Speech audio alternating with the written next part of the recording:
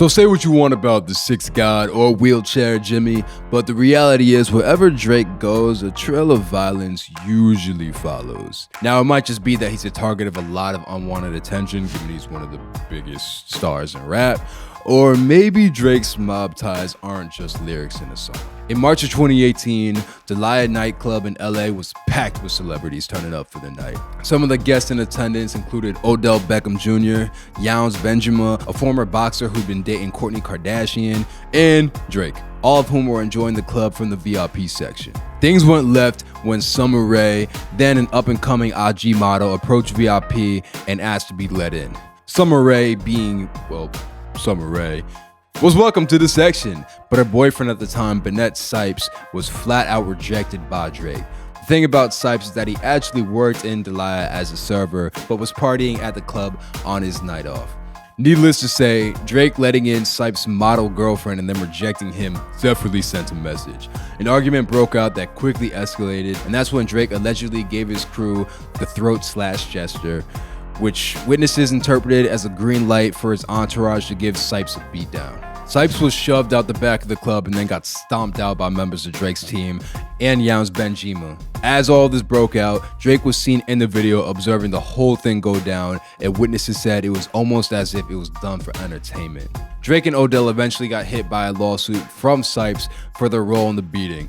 It also came out that Drake had built close ties with the owner of Delia, a company called the H. Wood Group. According to an insider report, H. Wood Group had a reputation for bending the law and putting employees in shady situations in order to cater to their celebrity clientele. And at the top of their A-list clientele was Drizzy himself. Now, Drake has dropped hints about street affiliations throughout his lyrics. His song Mob Ties is a thinly veiled reference to the bond he has with J. Prince, long considered to be the most feared man in hip-hop. J. Prince was the guy who stepped in to settle beefs Drake had with Puff Daddy, Pusha T, and Kanye, which just goes to show the amount of influence this man has. Part of the reason why Drake's highly publicized beef with Pusha T didn't escalate any further was because J. Prince stepped in and called an end to the back and forth. It's pretty much well known that any rapper coming up through Houston is supposed to check in with J. Prince and his Mob Ties crews in order to ensure their security. The fact that J. Prince's team rides so heavily for Drake signifies just how deep their business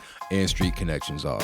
One of the most well-known people in Drake's inner circle is Chubbs, who is routinely referred to as his muscle and head of security. Chubbs has a deep history in the streets, stemming from a crew he used to run with on Toronto's east side. Drake has routinely referred to Chubbs as the member of the team that would catch a body for him, and Chubbs has even backed it up himself, saying in an interview, "I'm not ever gonna let nothing happen to him." There's rumors that Chubbs ran up on people in Toronto wearing anti-Drake clothing and just laid it down on them, just smacked the hell out of them. And it's pretty much common knowledge that Chubbs rides for Drake no matter what. Chubbs was famously accused for beating up Detail, a music producer who refused to offer a work exclusively for Drake. In retaliation, Detail was invited to Drake's Calabasas mansion, where Chubbs allegedly met him in the door and broke his jaw. Drake and Chubbs were also co-owners of Pick 6, a classy downtown Toronto sports bar where a 28-year-old man named Jaden Jackson was brutally murdered in 2018.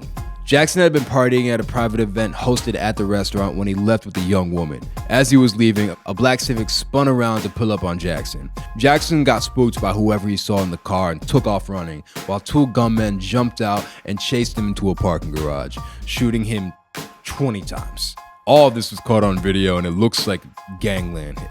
Now, Drake has no affiliation with Jackson and never released a statement about the murder, and to be honest, there's no real need to. Drake wasn't at the party when Jackson got shot. He has no relation to the victim whatsoever, but the killing did put a dark cloud over Pick 6, which later closed in 2020. Baka Not Nice is another notorious member of Drake's inner circle. Baka allegedly used to run with Chubbs, and he served time for armed robbery, assault, and various weapons charges. Baka even got locked up for human trafficking charges in 2014 under accusations that he forced a 22-year-old woman into prostitution and then assaulted her. Drake name drops Baka frequently, implying that Baka would be quick to settle any beef with violence. Rumor has it that Drake went to Baka earlier in his career to help deal with a local artist who he had problems with. Drake declared on Know Yourself that he might declare it a holiday when Baka gets on the road. And true to form, Drake helped boost Baka's music when he got out of jail in 2015, signing him to the label OVO and using him for background vocals on his projects. A lot of this street stuff, unfortunately, is bound to end in tragedy, and that's exactly what happened to one of Drake's close friends, Anthony Soares, better known as Fifth. In September of 2017, Fifth was walking into his apartment complex when two masked men ran up on him, gunning him down in the lobby. The footage was absolutely brutal. You can actually see one of the shooters fire point blank on Fifth's body before wiping his fingerprints off the door handle. The police even went ahead and called the murder a case of overkill. Needless to say, Drake was distraught over the killing of one of his close friends. He paid tribute to him by putting Fifth's face on the back of the cover of Dark Lane demo tapes, and he was a pallbearer at Fifth's funeral.